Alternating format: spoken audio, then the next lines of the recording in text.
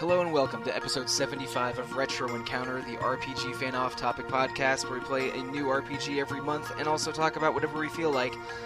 Today is a very special day because we are spending our second Chrono Trigger episode of the month of March. I'm really excited to talk about it again with y'all, and joining me today are Alana Hagues. Hello, everyone. Chris Gebauer. Hey, friends. And Peter Triezenberg. Hi, I'm staring at a picture of Sean Connery's crotch, and I'm really confused. Okay, for clarification, I initiated an unwise discussion of the film Zardoz with these three before... And I will never get this image out of my head. And I may have... So if you really want to be scarred for life, look up a picture of Sean Connery and Zardoz. But I would recommend playing Chrono Trigger instead of watching Zardoz 10 times out of 10. I'd recommend playing Chrono Trigger over a lot of things, but that's definitely one of them. Most things. And you'll already know this if you listened to the first episode, but one of the four of us is playing Chrono Trigger for the first time. So I'm going to immediately pick on Chris. Chris, don't tell us everything yet, but immediate reaction, because I think you finished playing Chrono Trigger literally 30 minutes ago or something. Yeah, I finished the final battle about an hour ago, hour and a half now, and then went for lunch. So yeah, it is very fresh. So just the quick little take. It's awesome. The game's still amazing. It didn't change since the first half. It's still great. Now, I was definitely wrong about some of those, I guess, predictions for what was going to happen for the second half. You guys were totally right. Magus is kind of the dude.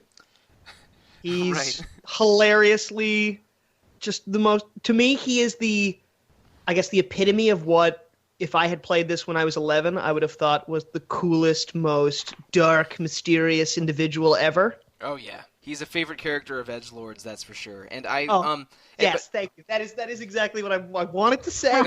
Putting it in every Reaper main likes Magus. Oh God! Oh, you're right. Do we not think that scythe is such an underused weapon in RPGs? Like, so few characters use them. Yeah, except in Dark Souls, which is why you should all play Dark Souls. And Demon Souls. Yeah, and even so, Magus is largely a magic-based character as well. So yeah. Now, I didn't play with him a ton. I did for some of the side quests at towards the end, just because I wanted to get a sense of how he played. But I definitely stuck to what at that point was already my main trio. And I think Frog, I gotta remember the names that they're given, not what I gave them. Frog, Marl, and Chrono really were the core trio I did the whole second half with, for the most part. I would always use every party member for their own quest. I mean, you have to for some of them. But yeah, the game's great. It's so great. And technically there's still questions that aren't answered by this first playthrough, which is wonderful. Yeah, we're going to ask a couple of those questions later. I'm going to address two quick plot points, and just wanted to know, Chris, how much you were expecting them, or if you already knew about them. Were you aware that Magus was a playable character? Or no. Okay. So I had no idea, because you guys were hinting to me the whole time. I was really trying to avoid it. I was trying to avoid saying it. And I loved it, because you guys were trying so hard to avoid it by talking about it so much without saying the name, which was the most hilarious thing last episode. I was sure we had given it away, man. I was sure dying of food poisoning, just being like, this is the best. They're so excited for me. This is the best. I was sure you just already knew and were just being polite. Oh, I really had no idea. That's quite impressive. I was sure from the second, and I think I mentioned this to you quickly earlier this week, but I was so positive, because I was thinking, seventh character, who could it be? Unfortunately, it was just in the back of my head, but I knew it was going to be Janice. I was so convinced it was going to be Janice once I met him. I just didn't know how. Well, you were right. But I know, exactly. But that's what was so weird, is the reveal was BC. Not what I expected to be. I knew it was going to be Janice, but when the prophet throws off the cloak, cool moment thing happens. There's that split second of like, this sprite's recognizable, but I don't know why. And then it says Magus, because I have Frog in the party. He's like, Magus! Like, freaks out. It's like, what just happened? Mm-hmm. What just happened? I had my nerd out freak moment. And he's a prophet in Zeal that's able to predict what happens because he experienced experienced all those events as a child. So it's pretty cool. I mean, when you see the scene at the end of the Ocean Palace where Lavos, his powers go a little wild and throw Janus and the three gurus into a time gate, and they all get thrown to different places, and you realize, oh, I've already met all the gurus. Oh, Janus grows up to be Magus. It ties a couple story threads together in a really satisfying, surprising way. It's great. It's 3 seconds, and immediately you're like, okay, now these questions like Melchior that I've been having for a while, get it. Legitimately, it's 3 panels, just 3, like you said, or 4 panels, and you're just like, okay, now that'll make sense. Now we move on. It's great. It's so economical in storytelling. It's fantastic. I like the way they hint to it the first time you go to Zeal as well, because I think Melchior's standing there and you go up to him and it's just like, oh, it's Melchior. And he's like, do I know you? And it's like, what's going on the first time you play it? You just walking in and seeing Masa and Mune, and you're like, wait, okay, so you're here. Right, so... That's when I was starting to be like, okay, this is supposed to be the centerpiece to how everything else is going to unfold. That was the cool thing about seeing the 2 of them in Zeal immediately. I know you're about to say, we gotta slow down. But that was... Yeah, we're going to rewind it a little bit and talk about... Do it. And talk about Zeal, because Zeal is, at least in my opinion, feel free to disagree, sort of when Chrono Trigger takes a bit of a turn from almost like a time travel tourism RPG to a sci-fi fantasy RPG with sort of something to say, and Zeal is where Chrono Trigger becomes more of its own game and less jumping around between time periods and more just uniting everything together to this Lavos conflict. It gives it sort of a grand arc. Right. Yeah. Yeah, exactly. It's and Zeal becomes the arc through to the end game, right up until you discover what Lavos is. So let's talk about Zeal a little bit. It's really strange getting thrown there for the first time because it doesn't look like anything in history, what with its floating continents and its super advanced magic civilization. And also they throw a bunch of terminology at you at once, like what the hell's the Mammon Machine and and who the hell are the gurus and enlightened ones and Mountain of Woe? What the hell's going on? Let's have an open-ended Zeal discussion for a few minutes. Starting with I guess Peter, what kind of when you play through Zeal for the first time, or at least when you played it through this time, does it feel like a turning point? Does it feel like when it gets serious, or just does it what's your basic opinion on Zeal? Definitely. I think I agree that the kind of the moment where the story comes to a head. It's when they start. It's when any mysteries that they've been building up throughout the game, just regarding the time gates and Lavos itself, and it just all kind of comes. It's all where it starts coming together. You kind of get this little intrigue plot with the Queen and Dalton and all these other characters. Shala is kind of the linchpin of almost the whole of the game, and it's probably one of my favorite areas. Just in terms of sheer design, it's gorgeous looking. The music is fantastic. It's so engaging. It has some of the coolest dungeons. I haven't totally nailed it down yet, but I think I am going to use Shala's theme for the intro of this episode. It's so good. Please It's such a great song. It's a great song. Yeah, okay, so I totally agree that Zeal is kind of where the game there is a break in terms of how you've gone from moment to moment through the story. Yes, like you said, it's a time traveling epic, and while you can still bounce back and forth between gates, how you progress outside of, I guess, challenging Lavos straight out, to me felt really clean and linear. Like I knew to an extent always where I had to go. Yeah, sometimes I would take a left turn and be like, maybe I'm going the wrong spot, and yet somehow, and this kind of going back to what we said in the first episode, how the game's made, it's so well made, it just happens. It just always funnels you the right direction, even if you feel like you're sometimes discovering something, it was where you were supposed to be. And then Zeal happens. Just exploring the floating continents I knew where I had to go because I was talking to people and I had a sense of, okay, time to go to the palace now. But with something like the Mammon Machine, I kept thinking, like maybe I have to explore the remnants of the planet. Like maybe I have to go back down and there's going to be something else. And I all of a sudden had all these questions about that time period that they don't really answer until you can kind of explore towards the end.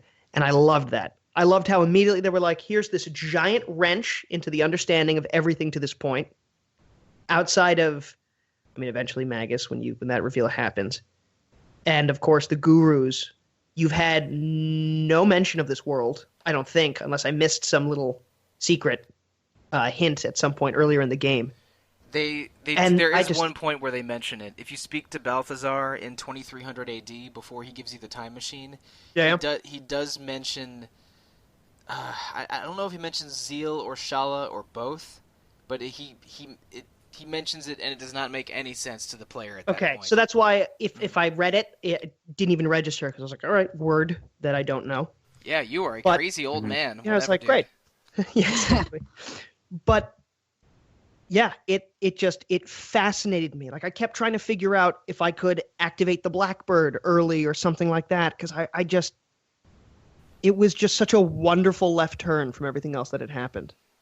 And I really wanted to figure out what the hell was going on in Zeal.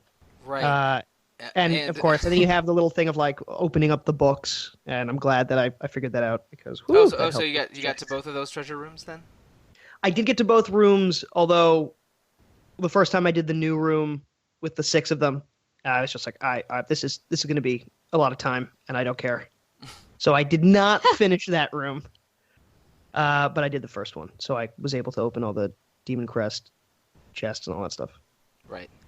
Oh yeah. Quick question: did you guys grab the sword or the helmet when you did the Medina Village crest? Sword, and very much regret it. Yeah. I didn't do it this time. I can't remember what I picked the first time. Probably the sword.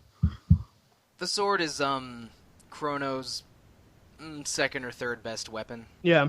Yeah. It gives a speed bonus, which is rare and awesome. But the helmet is one of the best. It's like maybe the best helmet in the game, other than a prism helm. Yeah. Or a haste helmet. Yeah. But that's why I feel like I should have done the helmet. Yeah, the second I got the best weapon, I was like, damn it. But I think you can do the multiple playthroughs, New Game Plus, and just get more. That is true. Both. That is true. I have definitely done that. Everyone Me in perfect too. gear. I'm not bad examples. Plus, I think in the DS version, some of the late game bosses you can steal safe helms, and also from the Queen Zeal battle at the top of the Black Omen, you can steal a extra prism helm and prism dress from her. So there's ways to get multiple copies of what seems super high level gear. Yeah, what seems like limited term gear. I think the only I think there's only one way to get moon armor, and that's like the only armor piece where that's like that. But other than that, it's Chrono Trigger's like endgame equipment hunt is pretty fun and varied. There's lots of ways to get the different things. And I'm sure I missed most of that because I really only went through. I tried not to use a wiki for any of that stuff, and so it was really just chests I remembered along the way. But correct me if I'm wrong. If you open up some of those chests later on in time, they're better versions of whatever the item is. Sort of. Yeah, I did not do that. It's super weird. For I think it's 6 chests in the game. If you go to the Middle Ages and examine the chest, and then when it says, "Do you want to open it?" you say no. Then you go to the same chest in 1000 AD, and it gives you an upgraded version of the item that was in the Middle Ages. And there's a couple spots of those, and I did not do that. Those variants. There's 6 of those, and one of them is Marl's best weapon. But it's I did not. There's a lot of weird stuff in the second half of Chrono Trigger that you can pretty easily miss. Like one of my favorite parts of one of the later side quests is when you're getting the Sunstone, and you have to have it sit in the Sun Shrine for over 65 million years. You have to go and find the really rude mayor in 1000 AD. And go to his ancestors in 600 AD and make sure that she teaches her kids how to be generous. Because he's Yeah. such... By the way, do love that little detail of, when It's you first meet that crazy. Mayor of Poor and he's just the biggest jerk. I wanted to use a lot of other more colorful words. And all of his family's like, we hate our dad. Our dad sucks. Dad sucks. Yeah. Dad loves money. He doesn't love me. And then you do the quest and you come back and he's like, oh, take the sunstone. And all the kids are like, we love you, Daddy. You're the best. Like, I really am the hero of time. Make people love their parents. That's the Yeah. hardest thing to Chrono's do. a better hero of time than a certain other hero of time. That's for damn sure. He actually He actually saves people. he actually Doesn't let the saves cycle people. repeat. I mean, Yeah. And he doesn't let a thing like death get him down either, which reminds me. Chris, Yes. how aware were you of Chrono dying in Chrono Trigger? I had no idea. Okay. So, Oh, yeah. I mean, I think I'm that's also very good. If people tell me spoilers and I know it's something I'm going to get to, my mind is very good at somehow Just just forgetting letting it them. evaporate. I don't know how I do it. It just happens. So maybe I knew once upon a time, but I had no idea. And that was cool. And that whole thing with the actual Chrono Trigger, awesome. yeah, that part of the game is it surprised me when I played Chrono Trigger as a child. Because the game doesn't even though it's a game about preventing the apocalypse and you're fighting and then there's a lot of death and tragedy that you see in the background of the game. That moment when Chrono dies and then you're stranded back on the ground part of 12,000 BC without Chrono. It's a bit of a shock to the system. Oh my god, my one silent rock of a character who has been there the whole time isn't around anymore. Who I poured all those strength capsules into. Yeah, it's a bit dark. It's a bit of a wake up call, or I don't know exactly what the right term is. It's I think. Alana, Alana, go ahead. How did that make you feel? Yeah, I was gonna say where you say he's the silent rock. The fact that he's a silent protagonist, you don't really ever get the silent protagonist acting outside of your realm of thought. So you're usually the person who you superimpose yourself onto the silent protagonist. The And so untouchable.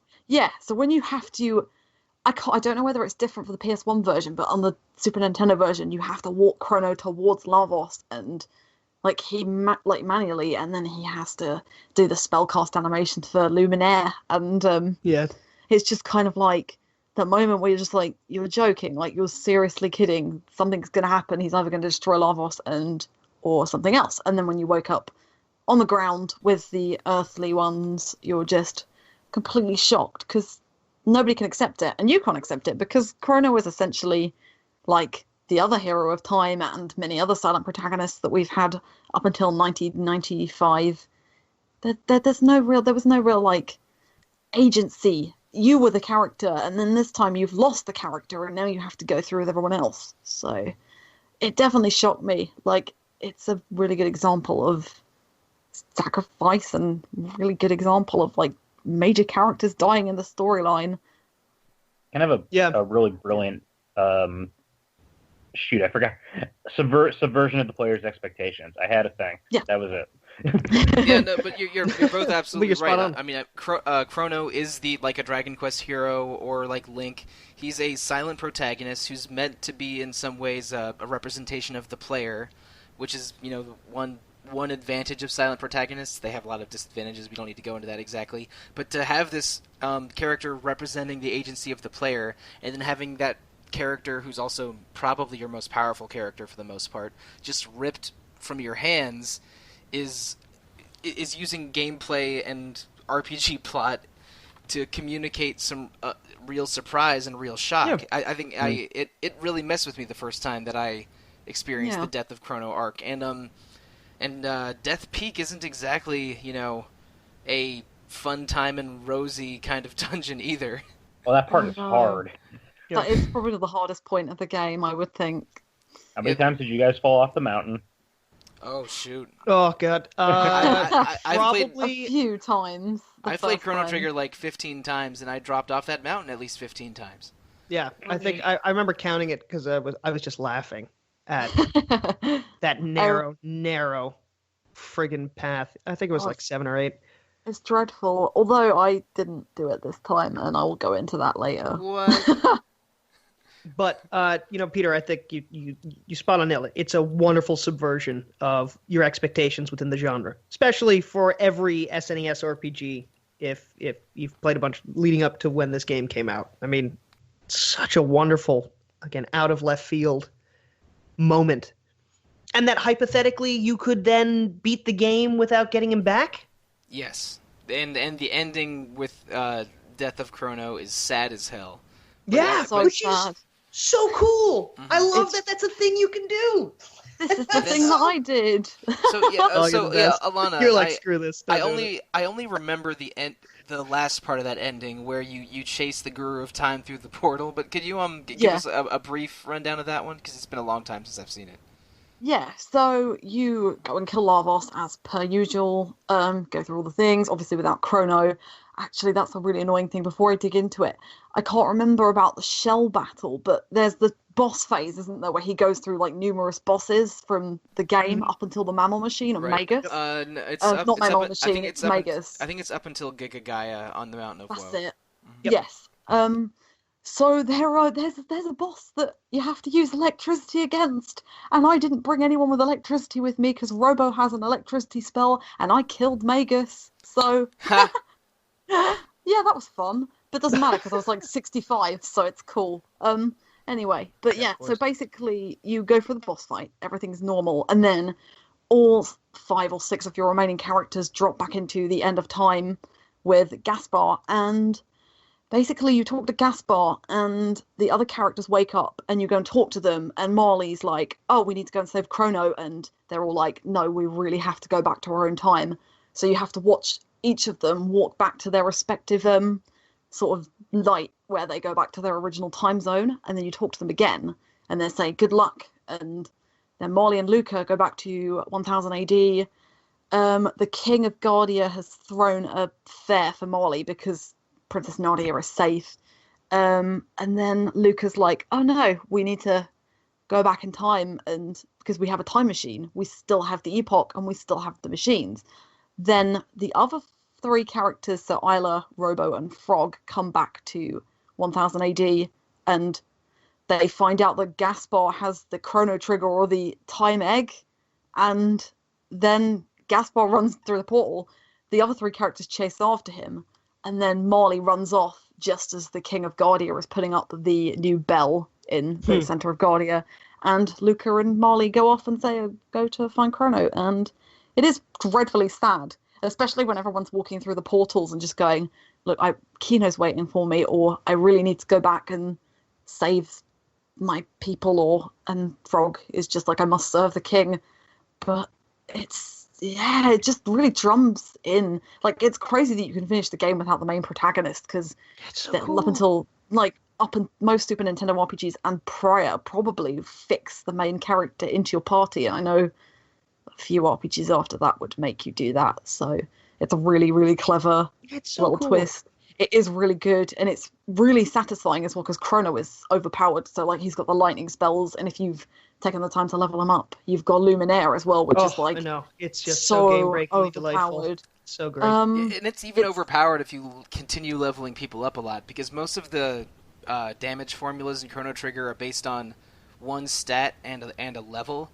And to keep Luminaire strong, they made it a little bit more powerful than Flare or Dark Matter, because Chrono's magic stat's going to lag behind Luca's and Magus's. But if you max out everyone's magic stat, Luminaire is way stronger than any other magic attack in the game. They made Chrono crazy powerful. He has high everything except for magic, and then you can pump that out, and if you pump that up, his magic is better than everyone's. And it really shows, especially where he's Goku. Yeah. Yeah, exactly.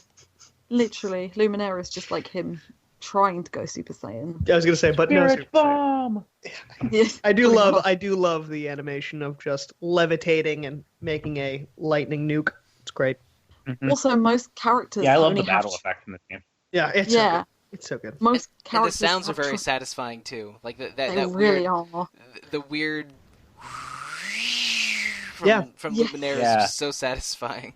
I mean, I stand by what I said in the last episode. I still think this is one of the most highly polished games I've ever played.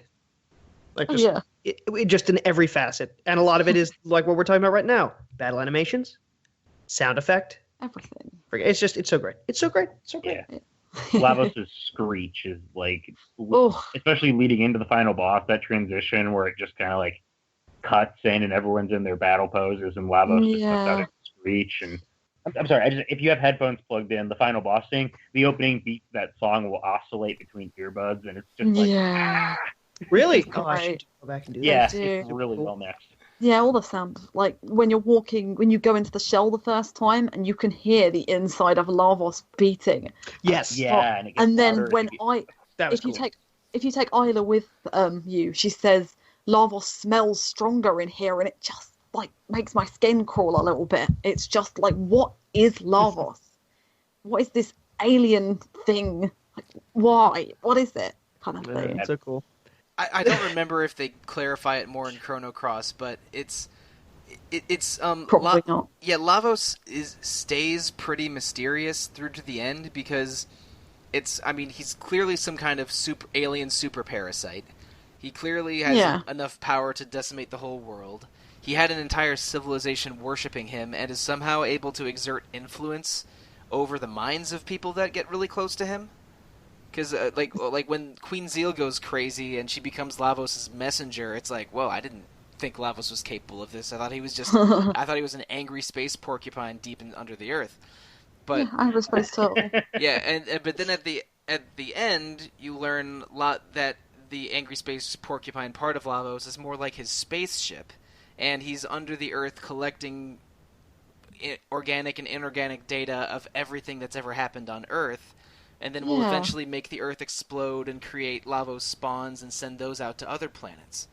But it's weird putting what Lavos what you learn Lavos is in context with the rest of the game, because it's like, well, is this really the most efficient way to do things, to be buried for 65 million years? But that's one thing that interests me is like, because technically Lavos should have emerged sooner than 1999, right? But things like the Mammon Machine and other individuals get in the way. Because technically the Mammon Machine is taking power from Lavos. Well, and the implication is that and then amplifying it as well. I don't. But also that brings that the Mammon Machine allows Lavos to reach Queen Zeal and raise the Black Omen. Yeah, the Black Omen. I mean, the Black Omen is the Ocean Palace. The Ocean Palace, just raised out of the ground. But why does Lavos feel the need to do that? And also, technically, it's still in antiquity in 1200 BC, but it is also. It's technically also through through some weird time gate on its own that it's projecting itself into other eras. No. It rises in 12,000 BC and then just remains there throughout every era, and you can visit it in any era other than prehistory. And when you beat the game, it shows like when the palace is collapsing, and I did it because I did it in 1000 AD. This is the only reason why I thought this is then when it showed the palace. I guess, was it collapsing or when the raising Lavos? It was raising Lavos in antiquity, specifically. That was the map that was being shown. I don't know. Well, I think when you're fighting Lavos, you're sort of in some kind of crazy time pocket. But but that's why I was confused kind of by extra dimensional. And you can go through the Black Omen multiple times if you go backwards in time. I've heard that.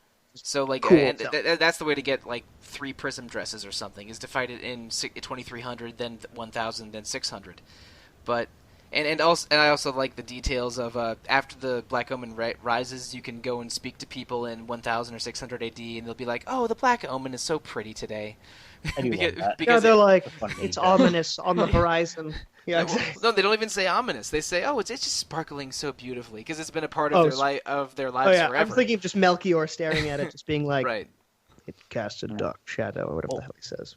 The implication regarding Lavos is that like it's responsible for the evolution of life on Earth to a degree. Yeah. Because it hit the Earth during prehistoric times and set us along this course. And it initiated the Ice Age. It may have jump started civilization by giving power to Zeal. Maybe. Yep. It allowed for somehow its presence allowed for the existence and the evolution of magic in certain humanoid beings.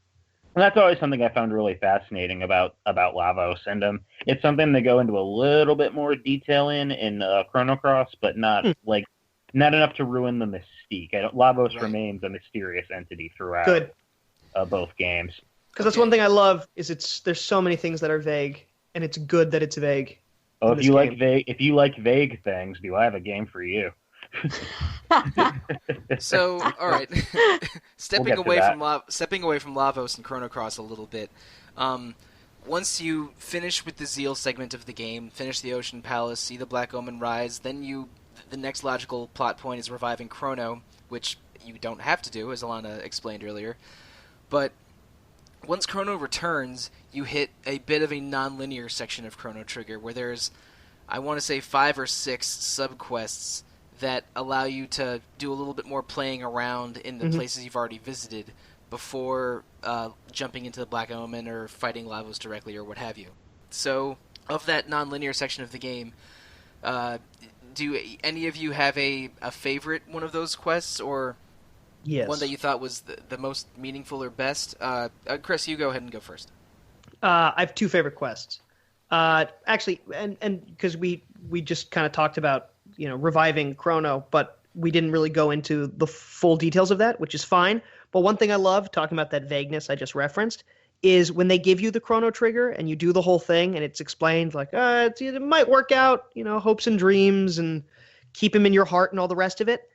So vague. And I love that they don't try to be like, this is how this works. They're like, it's magic. Just kind of, let's hope for the best. And I love that potential of, and I kept, and clearly it seems to not be the case, but I kept thinking, if you do things in a different order, will something bad happen, or do you always get Chrono? And I think clearly the answer is you always get Chrono. But I love that they plant that seed of like, it might not happen, but you can hope for the best, and hopefully you'll get your friend back. Because in my head, knowing everything about this game, I really thought for a while that like maybe I could screw this up. Anyway, I just love that this game keeps the expectation is that something will always be different than the obvious choice. In terms of favorite quest, though, I love Fiona's quest, and I love, which is one of your characters, and I love Frog's quest. Rewarding not just emotionally in terms of the character, but also the whole process of completing the Masamune with that quest felt so much more complete than a lot of the other side quests. Yeah. It just had such a grand finale to the quest. Whereas everything else kind of, a lot of times, it just ends. And you're like, all right, now I can do the next one. Which isn't bad. It just, there isn't a payoff in that same way. Whereas Frog's quest and the Fiona quest both have these story and emotional as well as usually loot payoffs. Yeah, and it really hits all the bars, which I love. The Masamune is quite a big plot point as well, isn't it? With the mammal machine, it's so cool. Yeah. And also the Masamune is one of the few things you can't carry over into a New Game Plus. That's right, that's true. So really? You can't carry it over, so you'll have all your like powerful weapons for everybody, and Frog will sadly have his little iron sword, and you'll have to like rebuy everything for him. Because the Masamune is split in 2, so... Yep. You have to repair it because it's the whole quest. It counts as a plot item, so it's and you can't sell it, so it doesn't carry over to a New Game Plus. Makes sense. So I keep that would be nice. It makes sense to buy a brave blade or a one of the, is it a demon hit? I forget remember what it's called. I forget all the names of his late game swords besides the Masamune. But it's not a bad idea to keep one of those in your inventory if you're planning on doing a New Game Plus. Cool. I really, really like Robo's quest because I like that. The rewards are excellent, including a permanent +3 to his speed when he's the slowest character in the game, and sort of just subverting everything you knew about Robo. He was deliberately left there to lead humans to Mother Brain so they can be, destroyed Soylent Green style. The best part is that you have a villain named Mother Brain. Right. You do. Super Nintendo style. Mm-hmm. Yeah. Oh, yeah. That also that does tie into the sequel. Sorry. I'm really excited to talk about Chrono Cross in case you can't tell. But clearly. We can do another... That'll have to be for another episode if we can't go too deep into Chrono Cross, especially since you're the only one that remembers the plot. So there's one bit I want to get into later, but we'll get That's fair. I like it. Fine. Yeah. I want to expand a little bit on Fiona's quest, because that was going to be my pick for my favourite one, as well as the Sun Temple quest, which is... The Sunstone and Rainbow Shell stuff is really great. Yeah. Yeah, they're really clever because they not only is the time traveling a plot device, it is also a means of, like with the treasure chests, you can wait until a certain time period to open them. These quests enable you to use time to get the reward. So you have to, with the Sunstone, you have to put it back in 65 million BC and then go and check on it in this time period, and it gets to its best in 2300. So it's a really cool way of using time. And Fiona Shrine is another example of this because I believe this starts, you have to initiate it, or at least it benefits if you talk to someone in Zeal and she's looking after a plant. Or she finds a seed and she says, oh, what shall I do? I've been told to get rid of it. And if you tell her to grow it in secret, then she'll do it and you'll see it develop. I think the first time you see it is when the whole of Zeal has been destroyed and she's got like a little sapling next to her. But when you go to, I think it's 600 AD, Robo is helping. He decides to stay and helps to grow this entire forest with Fiona or somebody. I'm not. This is literally from my memory because I didn't do any of the side quests this playthrough. I killed too many people. The sapling stuff in 12,000 BC is cool, and you can see her later on in the Earthbound side with her growing, but that's not important to Fiona's quest. It's, okay. No, it's you don't. That's not necessary. But basically, in the present, for most of the game, there's a big desert in between Triezenberg, and in 600 BC, there's a little house in the middle of that desert with a little tiny patch of forest surrounding it, where a woman named Fiona and her husband Marco live. And when you go there later in the game, Marco's come after you defeat Magus. Marco is there now. He wasn't there before because he was fighting in the war. And in the Fated Hour section, after Chrono's revived, you can help Fiona revive the forest by defeating a sand demon that was destroying the forest. And after you do that, she then tells you. She's like, well, I'm just gonna take hundreds of years for the forest to revive, and I need some help. So Robo volunteers to stay behind. And she's like, I won't die, so I can just be here. And it's in a very amusing section of the game. Like if you walk around 680 during that time, you see Robo. You just see him as a tractor, working the land, he's so cute, plowing. And there's sometimes he's a scarecrow in the middle of the desert. Oh really? I didn't see that part. Yeah. And then you get to the section where I think this is one of the most memorable parts of the game. When you visit again in 1000 BC, there's a church where Fiona's house used to be. 80, 1000 AD. So you go to this church in 1000 AD, and you pick up Robo again, and you spend a night around a campfire with Luca fixing up Robo. And such an iconic game. Yep, they have a very deep discussion as to exactly why they were all doing this and why the gates appeared when they did. And Luca has a chance to go back in time to the one spot in her childhood she regrets the most, when her mother lost the use of her legs. And in maybe the darkest, saddest part of the game, other than Chrono's death, you have a chance to put in the right code in this flashback to fix Luca's mother's legs or not by stopping the machine in time before. Because Luca's mother's dress gets caught in one of her husband's machines and it destroys her legs. You have a way of preventing that in this flashback. And if you succeed, then if you go to Luca's house in the present, her mom's walking around and talking about going to walk to the fair and stuff. And if you don't, then she still remains an invalid in her room, unable to move. One thing I that's great about that quest is, first time I met Luca's mother, I was so confused why she sounded really depressed. That's how I read it the first time early on in the game. Speaking to her, I was like, why is she so dour and just clearly just uninterested in everything her daughter's doing? And then that quest happens and it gives full explanation why she clearly doesn't care much for her husband's and her daughter's machines. Don't you feel horrible after the first time you screw it up? Yeah, no, I screwed it up. The very first time I played it, I screwed it up because you have to remember that Luca's mother's name is Lara, and a note says the code is the name of my lovely wife, and you have to press LARA on the console. And I screwed that up the first time I played that 20 years ago, and it messed with me. It's a sad part of the game if you mess it up. Yeah. I did not realize it was going to be something you could do. So as I was just kind of watching it unfold, like, oh, we're getting a piece of her history, and then I realized, oh no, I could have totally done that. Could have totally fixed it. I guess it's comparable to, and like the second half of this game is comparable to another great Super Nintendo RPG, Final Fantasy VI. And I didn't know that you could save Lara and stop her. Oh, right, yeah. I know the part it's of like FF6. a shadow thing? No. Well, there's two parts of FF6. So you're talking about the Solitary Isle segment. Yeah, so Right. There's the bit with Shadow as well, actually, because I didn't know you could save Shadow. Oh dear, and he's dead. And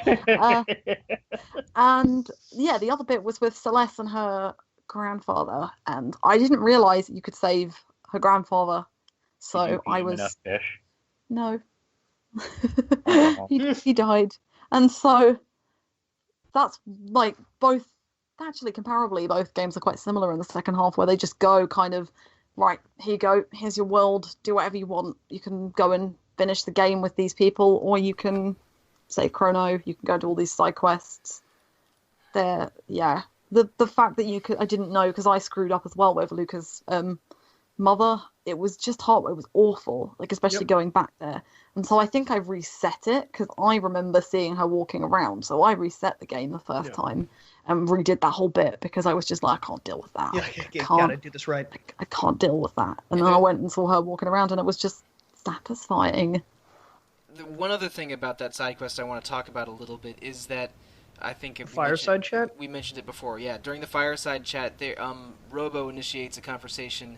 Hey, why do you think this is happening the way it's happening? Because it seems extremely specific that we were thrown to these parts of time and learned about Lavos in this way, and they theorize that there's an entity that's guiding them and opening the time gates in specific times and places, and they come up with the conclusion, well, we don't know who the entity is, and there's two theories that I think make the most sense after thinking. I have only one. After thinking about it for 20 years, but let's hear your one first, Chris. Okay, so Robo, just to kind of reiterate, so Robo says, I've been, in these 400 years of waiting, I've been thinking about this a lot. And it just doesn't make sense to him. So there has to be this entity. And the idea is, he says that the entity is either something or someone who is guiding us to these specific spots to help us, learn more about why everything is, or it's the entity is coming with us and reliving these moments in time as well. So it's either a guide or it's a passenger with you, and you just happen to be the vehicle for which the entity can kind of relive all this stuff or try to piece it together. So to me, the only thing as of now, and granted, just finished the game, so I haven't been able to put as much thought into it, I guess, but I think it's Shala, but I'm not sure. Yes, that's a popular theory. They go into that in Chrono Cross a little bit too, but I mean that is the most prevalent and most likely theory. Yeah, that's the thing, is it makes the most sense to me because of how she vanishes. Yeah, she stays with Lavos when the Ocean Palace collapses and then rises out, and she probably exists in a spot not like out of time now. If you play the new ending they added to the DS version, you can actually unlock a boss fight with the Dream Devourer, which is Shala. God, this is kind of a huge spoiler for another game, unfortunately. Yeah. There's Shala's role in this is addressed more in Chrono Cross, and I think also in Radical Dreamers. But she is a plot... She exists outside of time. Yes. Yeah. In the same way, I'm guessing that when Chrono, and we kept saying he dies, but I actually took it, especially because he was saved, that he was just banished from whatever realm the game exists in. It's kind of so. I imagine Shala is in that same tear, to use a Sudden Life reference, tear in the fabric of reality. Right, and that's what it makes sense to me, that she's somehow in the Nether, and she saved you all from Lavos by sending you out of the palace when everything was going down.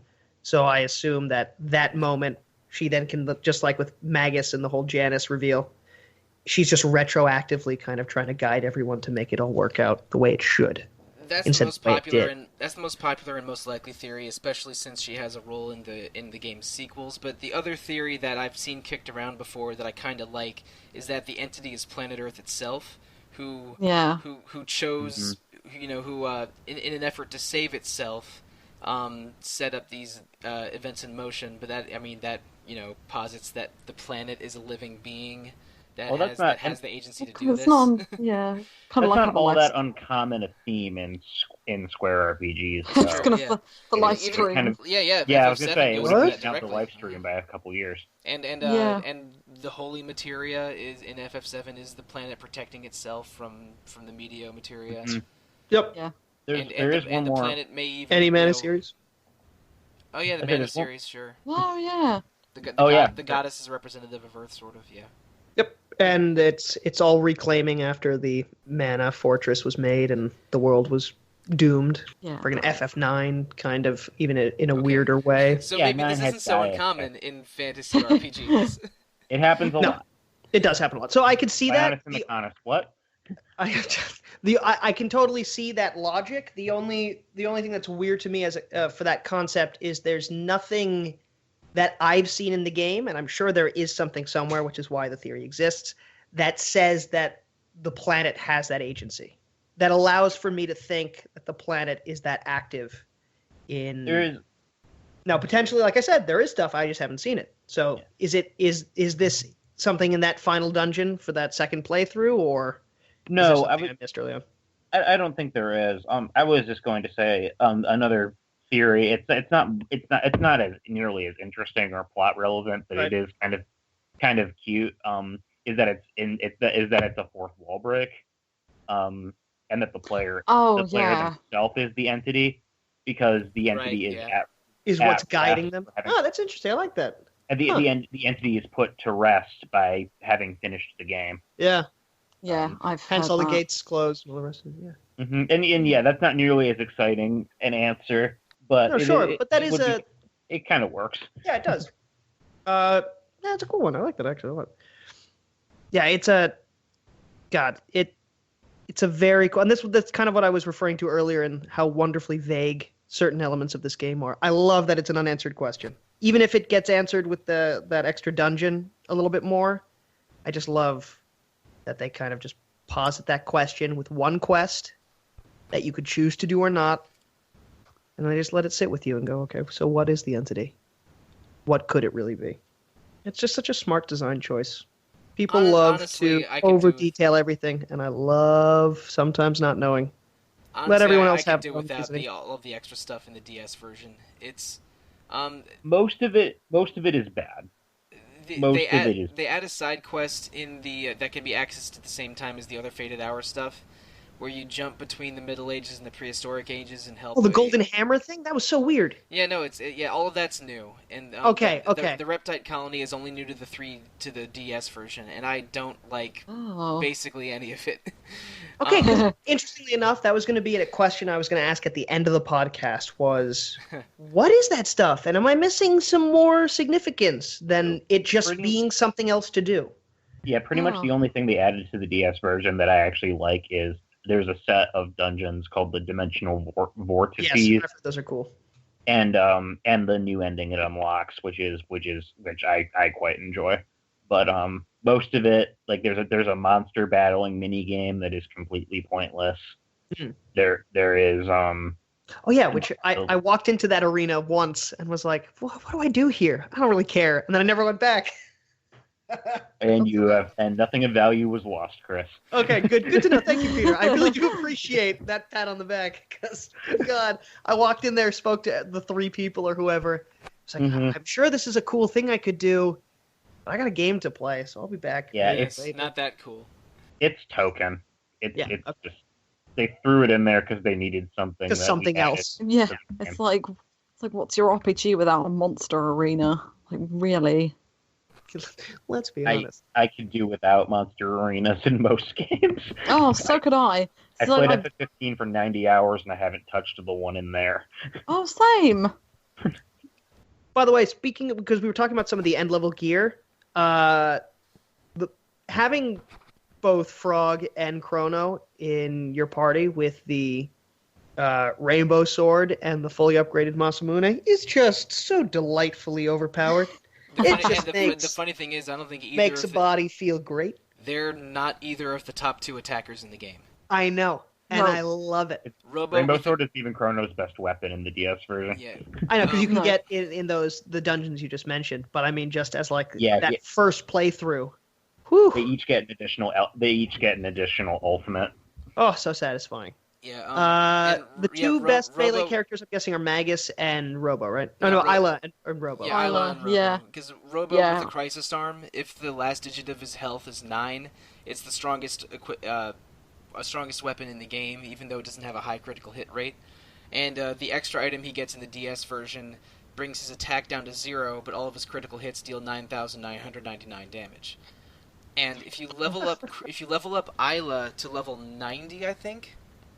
Well, if you level her up a lot, around level 70, her item Fist becomes Iron Fist, and at level 90 it becomes Bronze Fist, which I don't know why it's stronger than Iron. I don't know why. I know. I wasn't going to go into that, considering it goes Bronze Age to Iron Age, but it's fine. It's fine. And it's shinier. Yeah, but her attack power is based on some arcane formula. It's based on her level, and if she has the Bronze Fist, then all of her critical hits deal 9,999 damage. So I love that this game was built for multiple playthroughs, not just for the sake of hey, it'll be more fun and you can see more endings. They really did add a lot more content for just subtle stuff of just you'll actually discover more. Are there more triple techs, by the way, for there's every 10, character, or does 10, every trio gets 1, right? Every trio involving Chrono has 1 for a total of 10. Yeah. And then there's 5 hidden ones that don't involve the stones? Chrono. Yeah, those are the stones. And do you have to have them equipped? I'm just asking for my next playthrough. Okay. They have to be equipped. Cool. Just checking, because I found all those and I was trying to figure that out. I was just like, whatever. I've got my main. I don't remember all of them. The Black Rock, which is called renamed Black Gemstone later, is Magus, Luca, and Marl. For a big shadow damage everything, and there's the blue rock is Robo, Luca, and Magus. I don't remember any of the other ones. I think there's a white one or something else that's I think Isla. No, never mind. I've already it was Robo, Luca, and someone else. I can't remember who the third person was.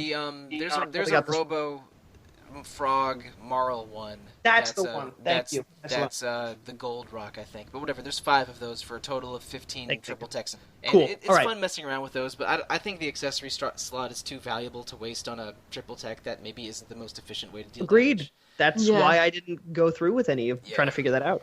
As long as I have Falcon hit with Chrono and Isla, I don't even care who the third character is. I don't. Yeah. Oh yeah, that is a ridiculously overpowered move, especially for the final boss. Especially if you give one of them Prism Specs, it'll deal 50% more damage. Yeah, definitely. Oh, really? I think I had Prism Specs on Isla, and Chrono has the critical hit. Well, the counter bracer, the equivalent of the calibrator. Yeah, the 80% one, yeah. That's what I had on him too. I think it's Wrath Band or Frenzy Band, depending on what something version like you're playing. And then Frog was there with his Masamune in the first playthrough I did, and it was just kind of cruised through the final section a little bit. In the DS version, if you do that stupid Reptite Colony quest, you get new accessories for Isla and Frog. And the Isla one is the equivalent of the 50% counter band with that also increases her critical hit rate by 10 or 20%.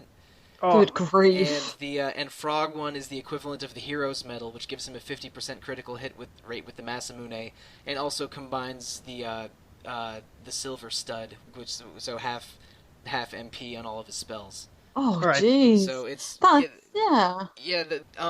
Reptite Colony side quest that's DS version only has some good rewards. It does, but it is so tedious. I hate it. I only did the first part of it and realized on my own this was clearly this isn't important, and so I did the gold hammer part and then just ignored the rest of it. Depending on situation, with Chrono, all I would do pretty much at the end was Luminaire, Frenzy. And then I had Marl and Frog doing mostly either heal or, what's the name of that delightfully awesome move? Glacier Freeze. What a great move. That's a good one. Not Frog Flare? No, Luca's not there. It's Marl and Frog. No, I know. Marlon Frog. I know, but Frog Flare is important. I Frog Flare never, is really funny. I'm sure it's great, and I need to go through because a lot of Frog's moves are kind of goofy, like the Frog Drop. Yeah. But I never really had Luca in my party once I had a fourth character available. She never played with me. It was really sad. And I really like her as a character. I just don't dig her moveset. Yeah. Terrible I get human. I'm a terrible human. I kept the No, main I trio for most of the game. I- Honestly, a Chrono solo battle against Lavos is entirely viable once you have Luminaire and the Wrath Band. Yeah, I was seeing breakdowns of how to do that. When I play this again someday, because I definitely will, because I want to see more of the endings, I'm gonna have Robo, who I named Roy, but I'm gonna have Roy, and I'm gonna have Isla and someone else. I called him Roy because it was R-Y as the delineation, so I just decided if you were going to name him off those letters, why not do Roy? Robo, the most basic name, Frog. I love it. You really should have named him Rick, because his theme song is Rick Astley's Never Gonna Give You Up. A few years ago when Ryan Davis died, Ryan Davis was an editor of GiantBomb.com. They did in the Summer Games Done Quick speed run right after he died. There was online bidding to what to name each character in the Chrono Trigger speed run, and a bunch of Giant Bomb guys pitched in so that they could name Robo Ryan D, because that was Ryan's favorite character in Chrono Trigger. He's that's wonderful, because he is such a charming character. That's why I want to play through a game with mostly just him in my party, because I want to know what his dialogue to a lot of those situations are. My favorite party is Chrono, Isla, and Robo, partially because I like the idea of like present-day character, prehistoric character, futuristic character together. Yeah, and also just in battles, pure damage. Yeah, it'll be just Falcon hit all the time with Robo either healing or attacking with his super crisis that makes arm. sense. So I like that party a lot, but you can switch out Robo for Frog without much of a meaningful change in strategy. Yeah, see, I did Isla, Chrono, and Frog for the exact reason, basically. Yeah, that's my second favorite version of that. You also get the really cheap all heal that costs 1 MP each, and it's just quite nice to have. You don't necessarily need it. For this playthrough, the very last ending that I did, I had Luca, Isla, and Frog, because obviously Chrono was dead, and so I just used Frog Flare as a replacement for Luminaire, which was sad, because I missed having Falcon hit as well. Falcon hit rules. I know I mentioned it last episode, but it's my favorite dual tech in the game. Especially for that final boss. Actually, thinking about it, how long did it take people to figure out that it was the right bit that you had to kill? So, third way through my first play, I mentioned this before we recorded, but I technically got 2 endings because I did die my first time fighting that form. Because about a third of the way through, I realized, okay, everything else is regenerating except this thing. And that was the second time this was happening. I was like, this clearly is what I have to kill. Or I have to kill all of them at the same time. So I wasn't totally sure. And then I got 1 hit randomly by one of his moves. And I was like, okay, I'm pretty sure it's focused on that thing. And so the second time through, it was just destroy thing on the left to mitigate healing. And then since Chrono is pretty much countering everything that's happening to him and almost always hitting the more humanoid center figure, all my abilities were focused on that thing on the right. And once you know that, it's not... I didn't think it was too difficult. It doesn't really matter to me, because Falcon hit hits all of them, so whatever. It's not a magic attack and it hits everything, so it'll kill it eventually, pretty much. Many years ago, I was playing through Chrono Trigger again, because that's just what I did as a child. I wanted to use the Blackrock party of Magus, and Marl to play through, and it was a little slow because I had to use regular attacks to kill the left bit, and I wasn't close to max level. I was at an end game level, but not max level or anything. And the center guy has 2 sort of ultimate spells. One's called Dreamless and does magic damage, and one's called Grandstone and does physical damage. Grandstone will deal over 1,000 damage to Marl or Luca. Yeah, it's crazy, isn't it? And that was a bit of a shock to me. Yeah. So Yeah, definitely. I have a bit of an aversion to using them for the final battle. I stick to wow.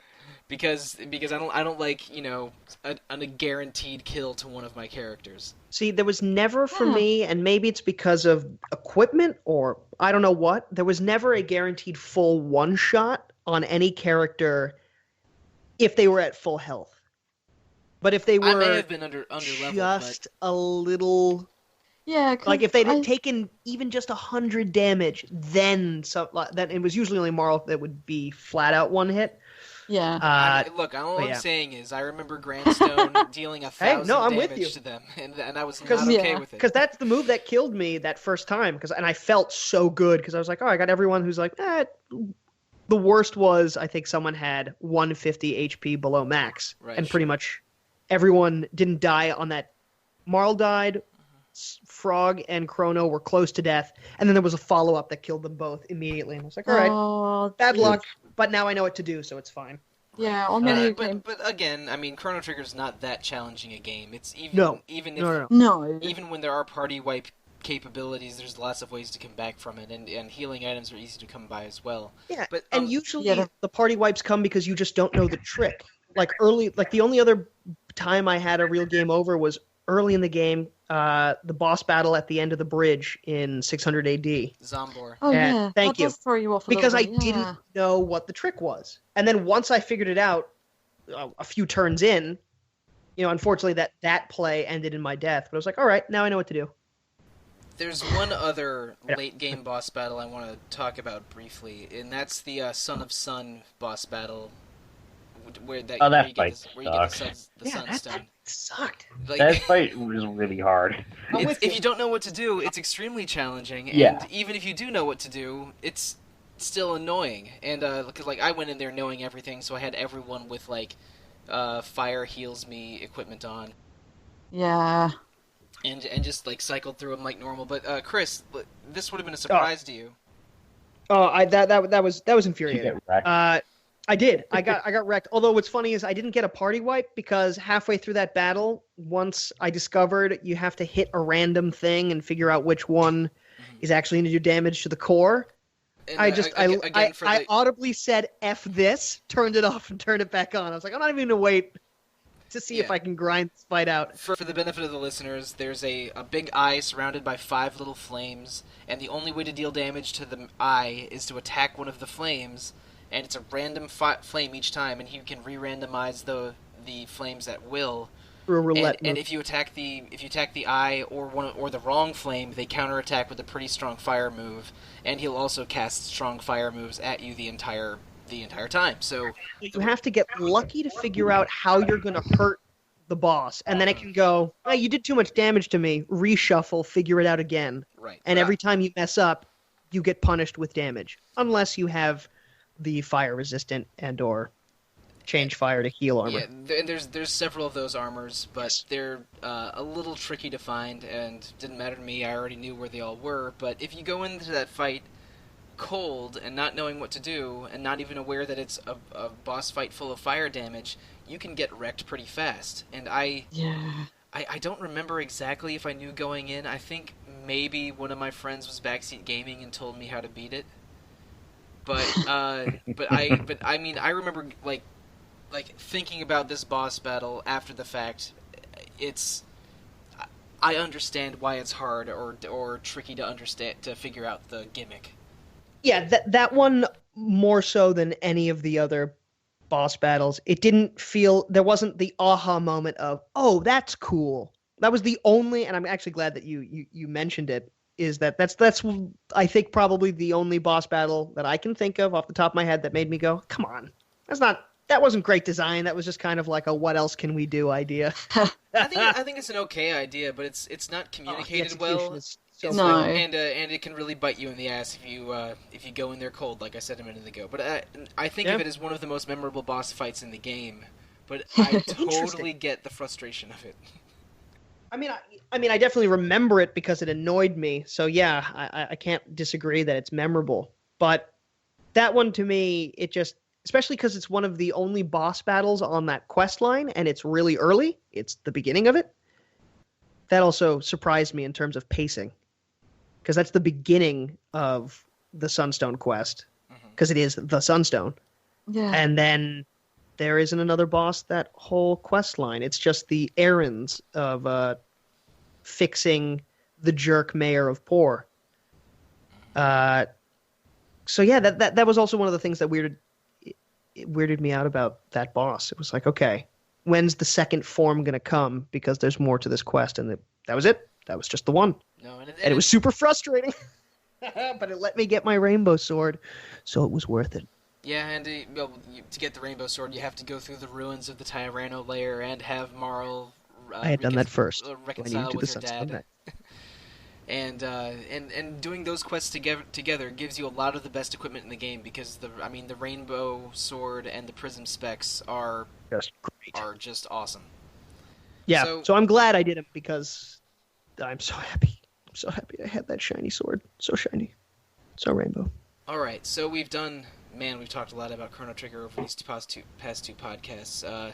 We've hit the end game, we've hit the side quests, we've talked about Zeal, we've talked about some of the overall themes and some theories. We've been sort of teasing at it the whole episode, but Chrono Cross does follow up Chrono Trigger in a meaningful way that fans do not always appreciate.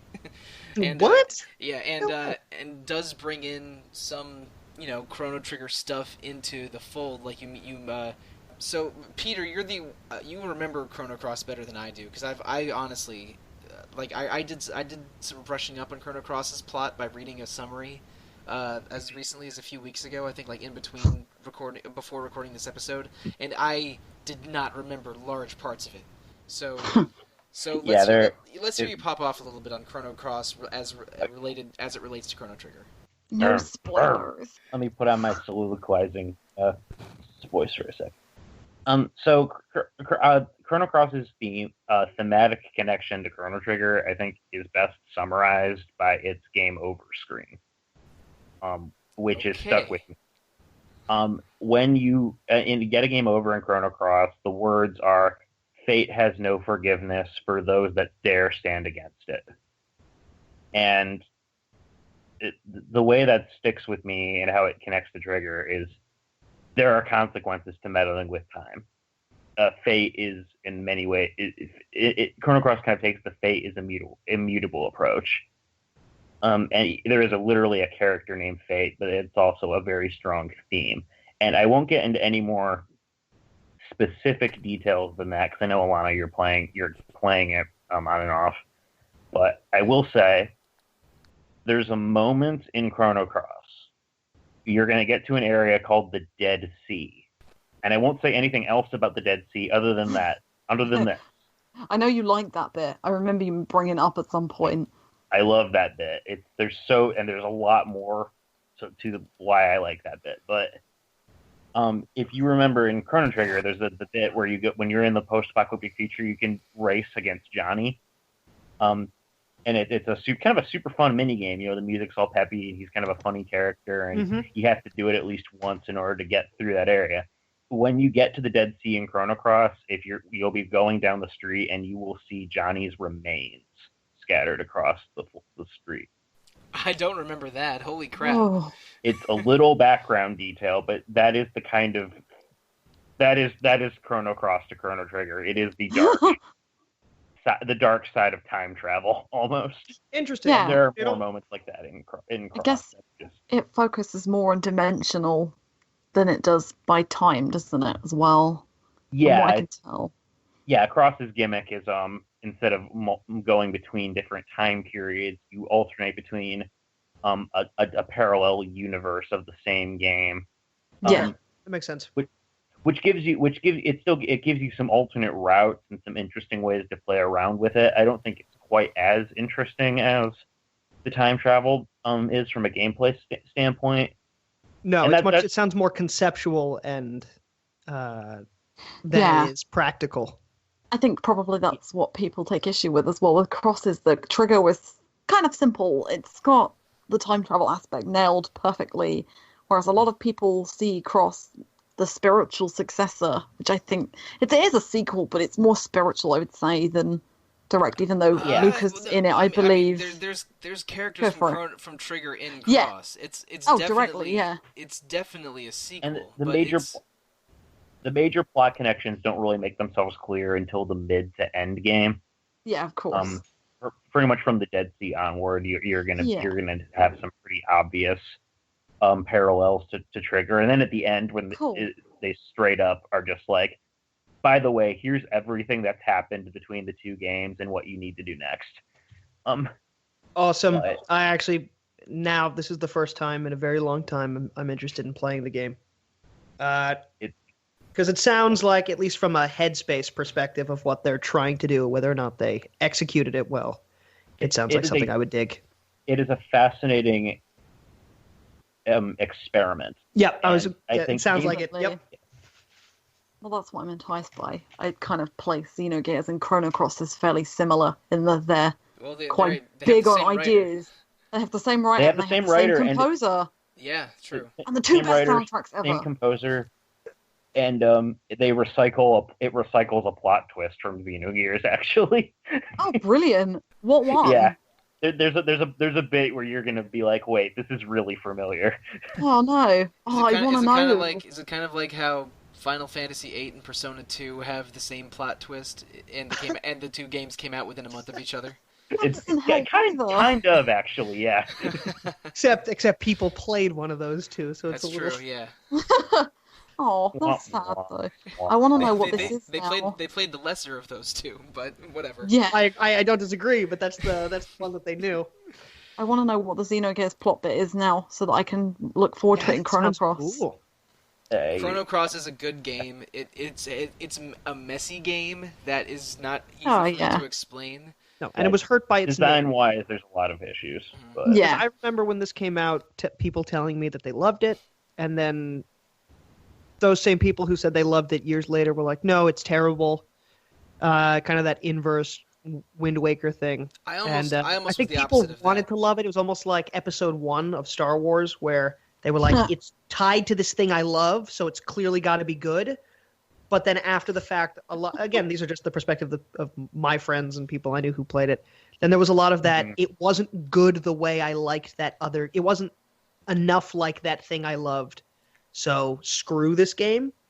And then about 5 years ago, I heard people talking about Chrono Cross again and being like, "Oh, it's really underrated." It's like, okay, where are we? This has been oscillating. I was similar to a Wind Waker arc on it. I didn't like it immediately when it came out because it wasn't the Chrono Trigger sequel I wanted. But then I played it and I didn't totally get it. So I felt kind of neutral on it, and then it was I probably complained about it on the GameFAQs forums or something because I was an angry I was an angry teenager and you were one of those. Yeah, I was an angry teenager who loved Chrono Trigger in the early 2000s. But there's a lot of that with PlayStation RPGs. You had that with like Legend of Mana, where people were like, "What did you do?" And again, Legend of Mana is a whole nother thing, but it is. No, but I just mean it's like a total change. It's a total change, and a lot of people vilified it just because it wasn't what they loved from before. That's what I mean. But when I went back to Chrono Cross a few years after trying it, I played through it and I liked it better, and I had to, and also it helped that I was able to talk about it with other people, some in person, some online, and about why it was different and not bad, and it was okay that it was different from Chrono Trigger. So I didn't like it at first, but came around on it within a few years. With decades of perspective now, it's like, Chrono Cross is a good game. It's not Chrono Trigger, and that's fine. Yeah, exactly. Yeah, definitely. I think if it's brave, from what I've heard, and I can overlook the design choices. So, like, if it's like Nier and Xenogears are kind of the two games that I go, oh, do you know what? Everything else is so good, I can ignore the sloppy design and the gameplay choices. So if Chrono Cross is similar, then I think I'm going to like it. I'm nervous. Like, it's, some people still call it like one of the greatest RPGs ever, but yeah. Anyway, Chrono Cross... It had a perfect 10 on GameSpot, and it was for many years, it was one of only, I think, 4 perfect 10s that website had ever given out. Yeah, it's got some acclaim behind it, definitely. Like, I tell you what, if we are going to say anything with it, does carry on from Trigger, definitely. The design, like the look of it, the look and the art style, even though it's a different artist, it looks really, really good.